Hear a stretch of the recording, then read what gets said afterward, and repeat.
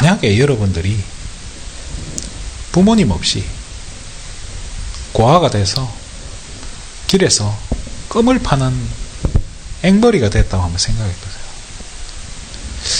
앵벌이가 돼서 늘 껌을 팔아요. 껌을 좀 팔아오면 그래도 국밥 한 그릇 얻어 먹는 거고, 하나도 못 팔면 그날 가서 이제 죽도록 얻어 맞아야 되고, 신문지 듣고 자야 돼요.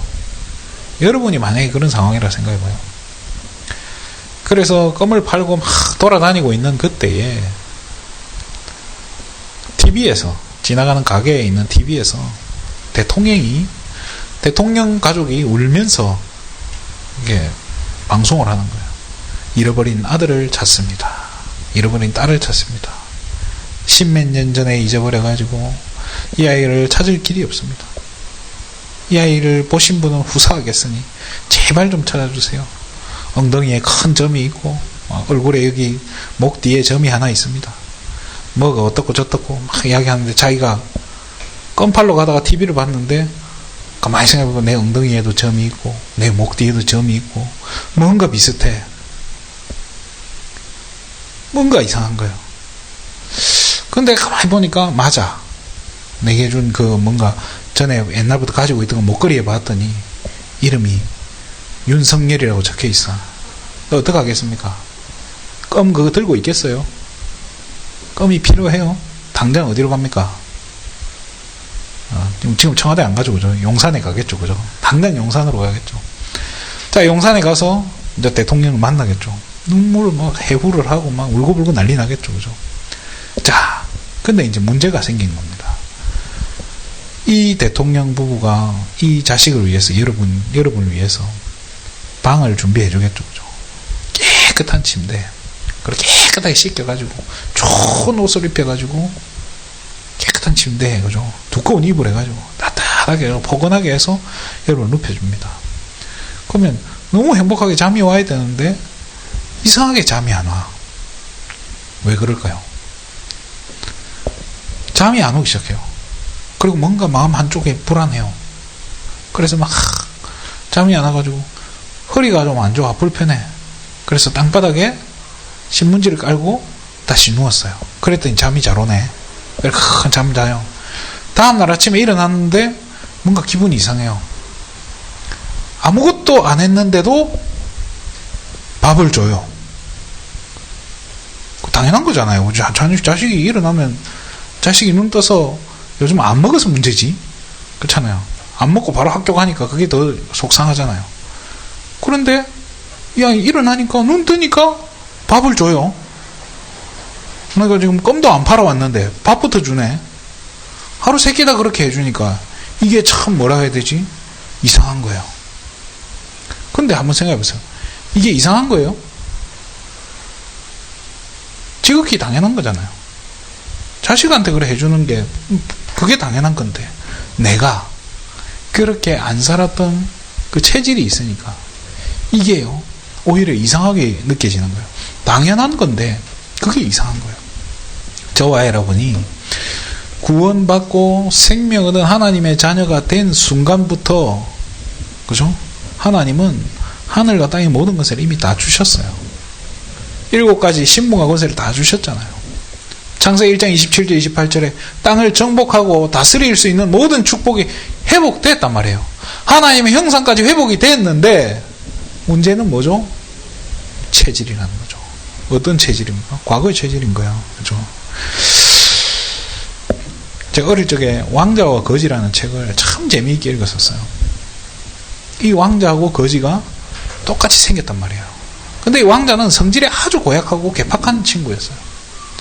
그래서 늘 막 밑에 있던 사람 못살게 굴고 하던 왕자가 길에서 두드려 맞는 거지를 보고 구해주고 나서 보니까 이 거지가 자기하고 닮았네. 키도 비슷하고. 그래서 옷 한번 바꿔 입어보자 했더니 이 영락없는 이 거지가 왕자랑 똑같이 생겨요. 야, 안 그래도 나 심심했는데 나 이거 입고 밖으로 좀 돌아다니 볼게. 성 밖을 나가는 순간 다시 돌아올 수 있었을까요? 나가는 순간부터 못 들어온 거예요. 내가 왕자다. 내가 왕자니까 옷만 이래 바꾼 거다라고 문지기한테 얘기했는데 문지기가 믿어줬겠어요? 어디 거지가 거짓말을 하냐고. 그래서 실컷 두드려 맞고 쫓겨나고 집에 갔더니 자기는 왕자인데 집은 어디예요? 거지 집이잖아요. 아버지가 오늘 돈 못 벌어왔다고 죽도록 두드려 패는 거야. 죽을 고생을 하고, 반대로 이 거지는 어떻게 돼요? 왕자 옷을 입고 그 왕궁에서 주는 음식들은 어떻게 먹어야 돼요? 예의 있게 먹어야 되잖아요. 그런 거 없어요. 그냥 손으로 다집어 먹고 막 손 씻을 물을 들어 마시고 막 이래 하는 거예요. 그런 일이 벌어져요. 그 나중에 어떻게 하냐? 그 임금님의 도장, 그걸 뭐라고 하죠? 옥새라고 하잖아요. 이걸 가지고 호두 까먹는 데 쓰고 앉아 있는 거예요. 호두 까는 데 쓰고 있고. 그러니까 이게 안 되는 거잖아요. 체질이 무서운 거예요. 옷만 바꿔 입었다 해서 이게 되는 게 아니라니까요. 복음보다 저와 여러분에게 먼저 들어간 게 체질이 된다면 그게 좋은 것이든 나쁜 것이든 복음보다 먼저 들어간 게요, 복음을 막는 일이 돼요. 막는 일에 쓰이더라니까요. 복음을 막게 돼요. 복음을 방해하게 돼요. 이게 참 무서운 거예요. 체질이 복음을 막는다니까요. 그래서 우리가 먼저 봐야 될 게, 복음 이전에 우리가 각인된 이 체질된 게 뭐가 있을까요? 복음 이전에 각인되고 체질된 게 뭔가, 이거부터 우리가 점검을 해야 되는 거예요. 우리 사실은 뭐 잘 알아요. 늘 들어서. 뭡니까? 복음 들어가기 이전에 하나님 떠난 체질이 우리에게 각인된 거예요. 태어날 때부터 하나님 떠난 게 체질돼서 태어나잖아요. 그러니까 하나님 떠나 있고 또 체질이, 그러니까 하는 게, 선행을 베푸는 것조차도 우리는 죄인 거예요, 사실은. 그러니까 죄된 체질을 가지고 태어나는 거예요. 똑바로 살고 싶어서 사라지는 게 아니라니까요. 그러면서 마귀 자녀된 체질을 가지고 태어나는 거예요. 참 안타까운 거예요. 이게 체질이 되고 30년, 40년, 50년, 60년을 살다가 복음을 들었어요. 생명은 얻었는데 내 체질은 마귀 자녀의 체질이 되어 있는 거예요. 생명 구원 받았는데 하나님 떠난 체질로 살고 있는 거예요. 진짜 하나님 함께 하시는데 죄 짓는 체질로 그렇게 살아가잖아요. 문제는 뭐냐? 그 체질들이요, 이 가장 중요한, 이게 하나님 떠나 있고 죄된 체질, 사단에게 붙잡힌 이게요, 이것 때문에 어떤 일이 벌어지죠? 이 체질을 가지고 만들어지는 게 뭐예요? 이제 실제로 삶 가운데 어떻게 드러나죠? 종교 체질로 드러나는 거예요. 율법 체질로 드러나는 거예요. 신비 체질로 드러나는 거예요. 생명을 얻었는데도 그 생명 가지고 종교 생활하는 거예요. 구원받아 하나님 자녀고 우리에게 하늘과 땅의 모든 권세를 주셨는데 그거 가지고 신비하는 체질로 바뀌었다니까요. 우리에게 주신 이 가치는, 이 하나님 사랑받은 저와 여러분이 우리가 진짜 영혼 살리고 해야 되는데 오히려 어떻게 하고 있죠? 율법으로 남을 정죄하는 체질이 되어 있다니까요. 율법 체질로. 이게 참 무서운 거라 생각이 들어요. 저는 진짜 교회 다닐 때 어린 시절에 뭐 하면 안 된다는 것만 배웠어요. 자, 예배 시간에 어린아이가 막 강대상 앞으로 뛰어와서 이렇게 뛰어놀았다고 칩시다. 그럼 어떻게 해야 됩니까? 어떻게 하는 게 맞습니까? 놔둬야지 뭐 어떻게 해요, 그죠? 또 뭐 그렇다 해서 뭐 여러분이 뭐 예배 방해되는 것도 아니고 뭐 잠깐인데 그럴 수 있잖아요. 그런데 그렇게 하면 저는 어떻게 됐냐? 그날 저 끌려가는 거예요. 저 안 보이는 곳에 끌려가가지고 두드려 맞고 막 욕 먹고, 어디 거룩한 교회 와가지고 뭐 어떻고 저떻고 뭐 하면 안 되는 게 그렇게 많아요. 내가 종교 생활하는 게 체질되어 있고 율법이 체질되어 있고 신비가 이게 체질되어 있는데 그것 가지고 봉사하고 그것 가지고 헌신해버리면요, 하나님이 참 축복해 주시면 좋겠는데 그거 가지고 하나님 축복 안 하시더라니까요. 그렇게 열심히 하는데, 그렇게 열심히 살고 봉사 헌신 다 하는데 교회에 뭐 간이고 쓸개고 다 빼주고 그래 했는데 정작 우리는 남는 게 없는 거예요. 가난을 벗어날 수가 없어요. 정작 우리에게 다가오는 저주 재앙을 막아낼 수가 없더라니까요. 신앙생활 그렇게 열심히 하는 우리 부모님이 입에 달린 소리가 되는 게 없다. 그럼 할 말을 다 한 거예요. 뭐 때문이냐? 뭐가 그렇게 발목을 잡는 거냐는 거예요. 체질이라는 거예요. 그러다 보니까 우리가 입술은 복음인데.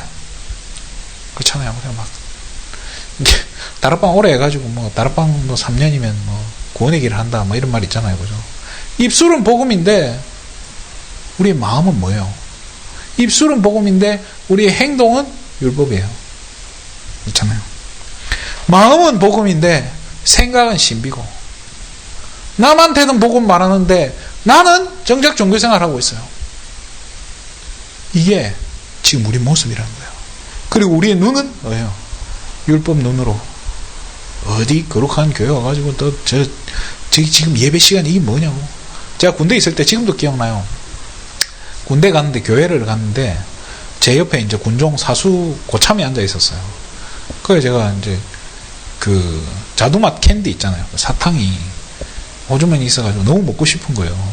그래서 그걸 입에 넣었어요. 입에 넣었더니 예배 시간에 그걸 넣었다고 그 자리에서 뱉으라고 하는 거예요. 아, 되게 서럽더라고요. 뭔 내가 큰 죄를 지었다고. 지금도 그게 좀 그래요, 마음이.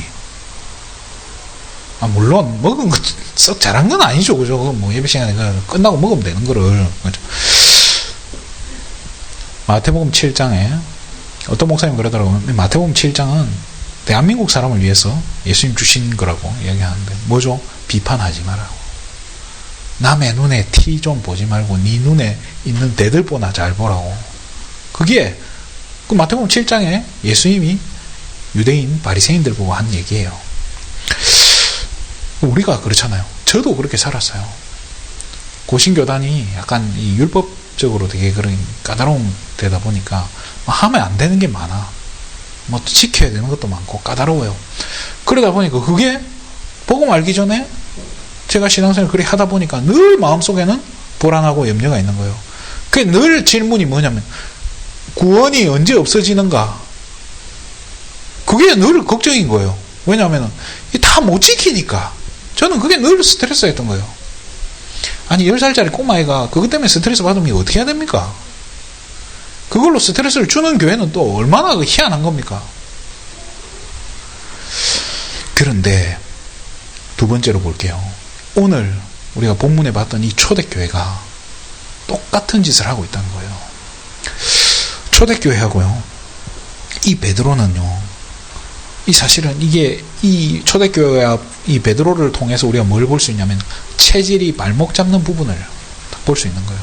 초대교회의 이 체질이 진짜 이 한계를 맞은 거예요. 초대교회 어떤 교회입니까? 예수님 부활 후에 세워진, 그죠? 마가다락방에서 그 오순절 역사를 체험하고 세워진 교회잖아요. 어마어마해요. 3천 제자 일어나고 막 교회에 막 기적들이 일어난단 말이에요. 그리고 베드로는 어떤 사람입니까? 예수님의 수제자 넘버원이잖아요. 그죠? 이 제자가 마태복음 16장에 그리스도를 고백했던 그 어마어마한 제자예요. 또 예수님 이제 승천하시고 나서 죽은 사람도 살리고, 다비다 죽었잖아요.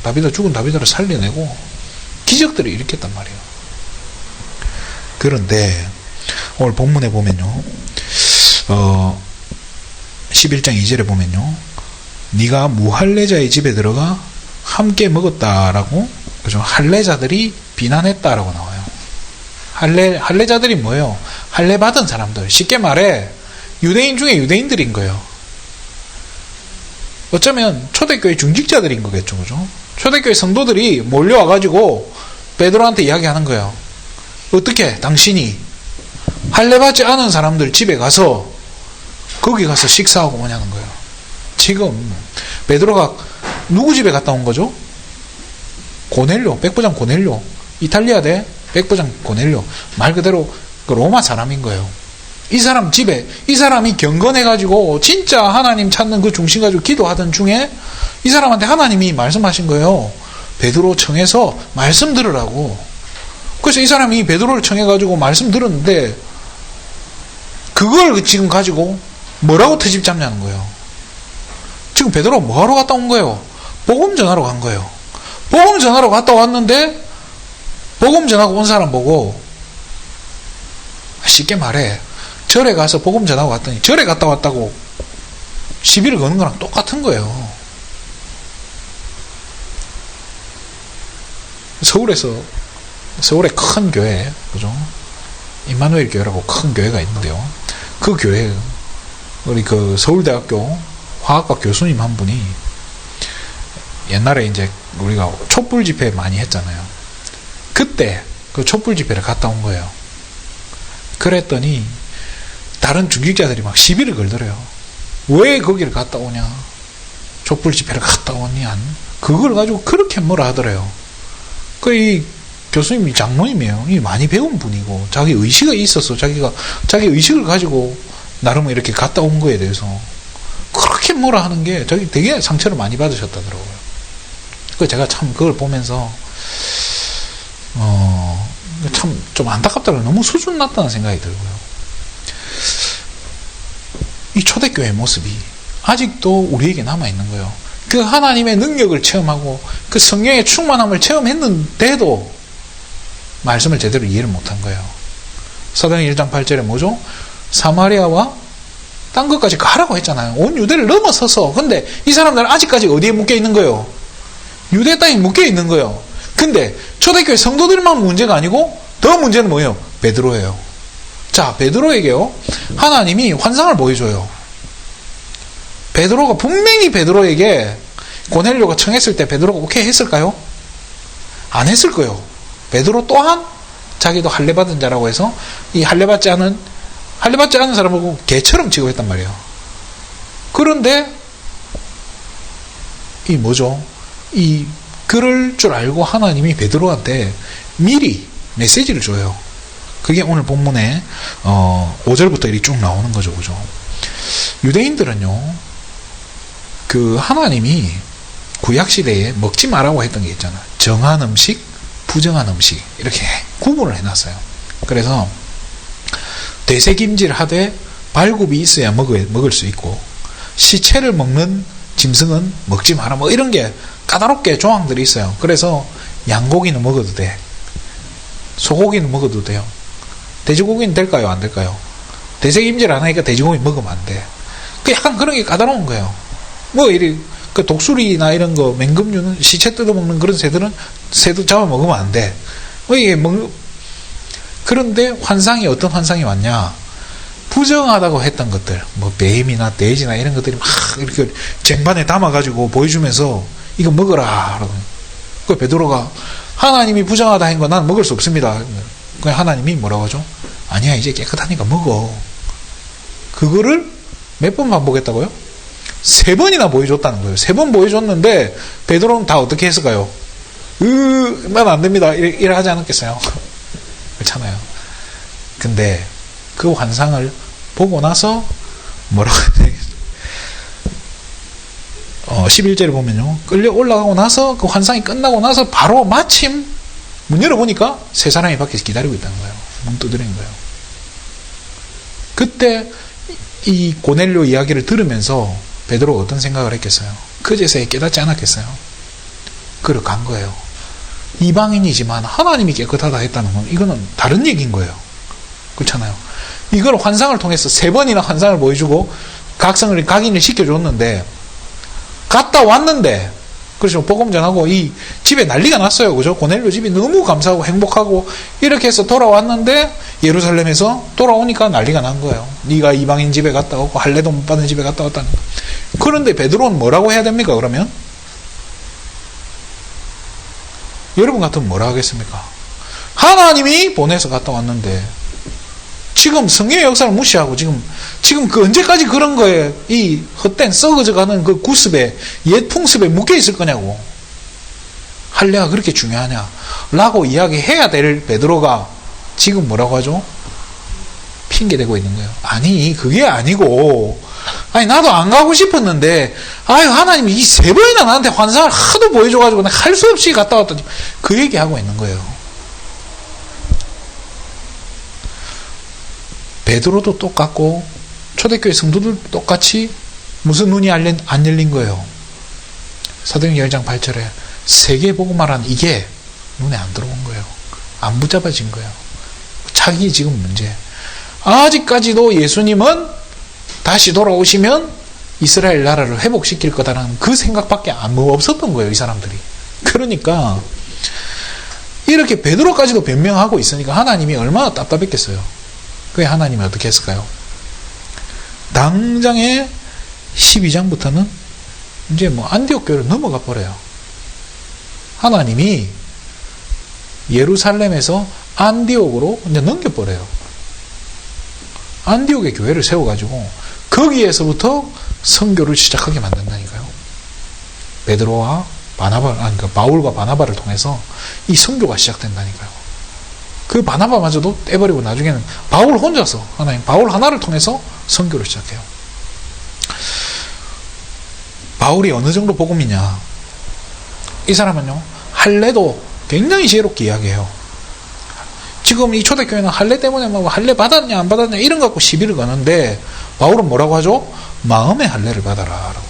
그런 거에 얽매이지 말고 여러분 중심에 할례를 받아야 됩니다. 그 말이 뭐겠습니까? 그런 거 연연할 필요 없다는 거예요.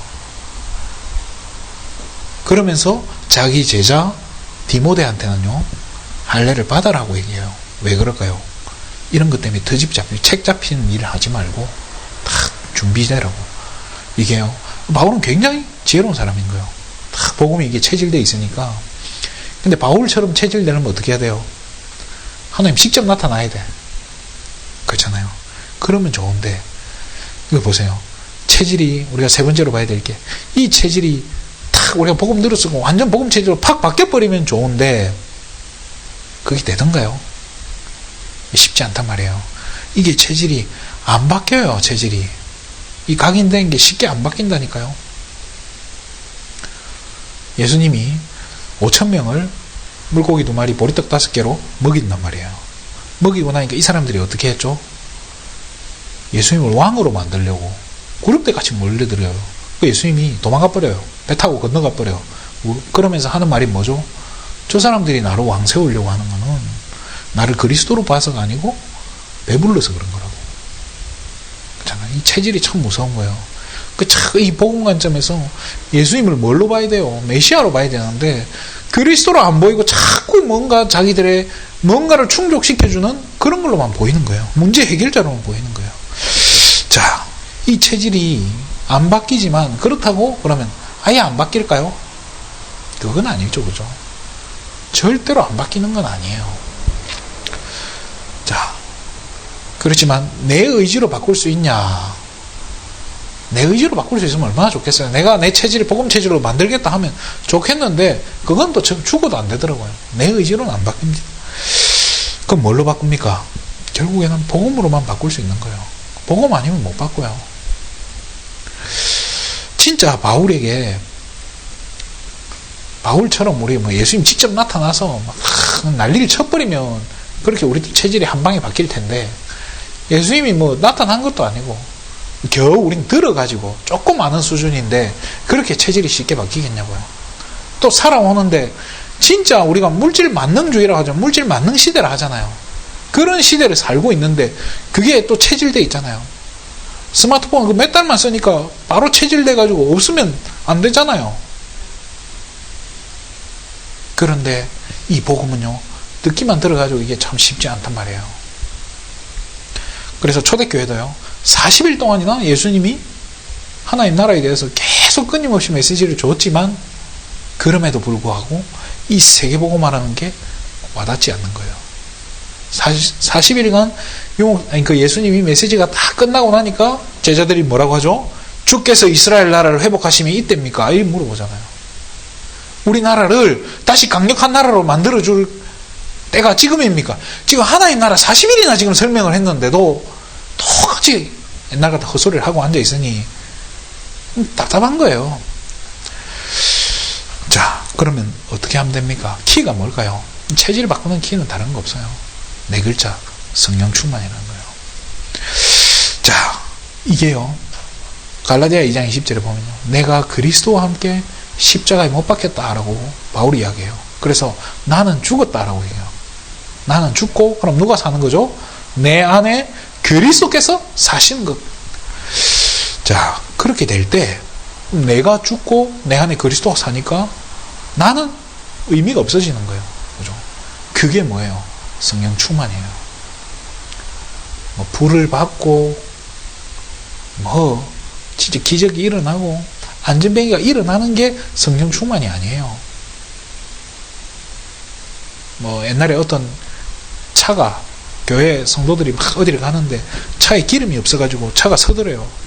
그래서 거기 있는 성도들이 막 기도했더니 갑자기 시동이 걸리고 차가 가서 주유소까지 갔대요. 그게 성령 충만입니까? 그런 거 아니잖아요. 그죠? 오래 각인된 거는요, 한순간에 바꾸기 어려워요. 그렇잖아요. 오래 각인된 거는요, 이렇게 집을 조금 어지르면 금방 치울 수 있지만은, 계속 어지르고, 오래된 그 찌든 때가 한 방에 닦이던가요? 광고에서 보면 막 그 찌든 때도 한 방에 닦아내더니, 실제 그거 사가지고 해보면 그게 되던가요? 잘 안 돼요. 저도 제 셔츠 한번, 오래돼가지고 한번 깨끗하게 빨아보려고 했더니, 과탄산소단가 그런 거 넣고 하면 된다. 따뜻한 물에 쟁여놓고 해도 한 30분을 했는데도 안 빠지는 건 안 빠지더라고요. 왜? 그만큼 오래된 거니까요. 오래 각인되고 체질된 게 한순간에 바뀌는 거 아니에요. 그게 더 문제일 수도 있어요. 자, 그럼 어떻게 돼요? 오랫동안 각인된 만큼 오랫동안 우리는 복음으로 채우면 돼요. 오랫동안 채워야 되는 거예요. 그럼 서서히 바뀌어가는 거예요. 한순간에 안 바뀌죠. 그러니까 순간순간 욱하고 우리께 나오는 거예요. 얘께 나오는 건 당연한 거예요. 나올 수 있어요. 그렇지만은 그렇기 때문에 계속 끊임없이 복음으로 너 채워야 되는 거예요. 말씀을 마치겠습니다. 진짜 나를 복음으로 바꾸는데도 그럼 얼마나 시간이 오래 걸리겠어요. 나를 복음으로 바꾸는 거에만도 시간이 오래 걸리는데 진짜 이 성도님 한 분 한 분이 다 복음으로 바뀐다. 얼마나 오래 걸리겠습니까? 자, 그래서 계속 지금 제가 이야기하죠. 뭘로 하면 되겠습니까? 끊임없이 말씀 속으로 나를 집어넣어야 돼요. 말씀에 잠겨버려야 된다니까요. 왜 잠겨야 됩니까? 우리 금요일날 우리 권사님 댁에 가서 식사를 했는데요. 제일 눈에 띄는 반찬이 뭐였냐면요. 다 빨간 반찬이더라고요. 딱 눈에 띄는 게 한 개 있어요. 노란색 단무지. 닭강이라더라고요. 참 오랜만에 들었는데, 이 단무지 물에 씻으면 색깔이 원래 무 색깔로 돌아갑니까? 단무지 물에 씻으면 맛이 싱거워집니까? 조금 싱거워지겠죠, 그죠? 단무지 물에 좀 담가 놓는다고 해서 원래 무로 돌아가지 않아요. 왜 그렇죠? 찌들었으니까. 그렇잖아요. 담거나 오래돼버려서 그렇게 되는 거예요. 우리를 복음에 그렇게 담궈버리는 거예요. 말씀 속으로 담궈버리라니까요. 복음의 단무지, 누가 그래도 장아찌처럼, 그렇죠? 저와 여러분을 말씀 속으로 잠궈버리는 거예요. 아무 말씀이 아닌 복음의 말씀으로, 그리스도의 말씀 속으로 우리를 잠궈 넣는 거예요. 날마다 복음 속으로 들어가시기 바랍니다. 끊임없이 들어야 돼요. 안 들으면 그냥 안 된다고 생각하셔야 돼요. 여기서 최고의 기도 제목이 나오게 됩니다. 그게 뭘까요? 최고의 기도 제목, 성령 충만이에요. 다른 거 없어요. 우리가 왜 성령 충만 받아야 됩니까? 안전뱅이 일으키기 위해 성령 충만 받아야 됩니까? 내가 좀 이렇게 진짜 권능을 한번 보이기 위해서 성령 충만 받아야 됩니까? 장풍 한번 쏘기 위해서 성령 충만 받아야 됩니까? 아니잖아요. 우리에게 성령 충만 받아야 되는 이유가 있어요. 이 체질이 계속 발목 잡는다니까요. 내가 진짜 복음 되려면 내 안에 그리스도가 살아야 돼요. 내가 죽어야 된다니까요. 그 길이 성령 충만인 거예요. 그래서 사실은 다른 기도하지 말라는 거예요. 먼저 그의 나라와 그의 의를 구해라 했잖아요. 그의 의가 뭡니까? 의가 무슨 의죠? 옳을 의, 뜻 의잖아요. 그죠? 그러면 하나님이 옳다 생각한 게 뭐겠습니까? 하나님이 원하시는 뜻이 뭐겠습니까? 결국은 성령 충만이에요. 그거부터 우리가 먼저 받는 거예요. 말씀 붙잡고 성령 충만 달라고 기도할 때. 사실 체질 바꾸는 확실한 방법이 있으면 참 좋겠어요. 저도. 그럼 공책에 저거가 다 한 장씩 나눠주고 맨날 그것만 해라 하겠어요. 근데 그거 한다고 되는 게 아니라니까요. 진짜 여러분들이요, 끊임없이 말씀 속에서, 복음의 말씀 속에서 순간순간 성령 충만 달라고 기도하는 거.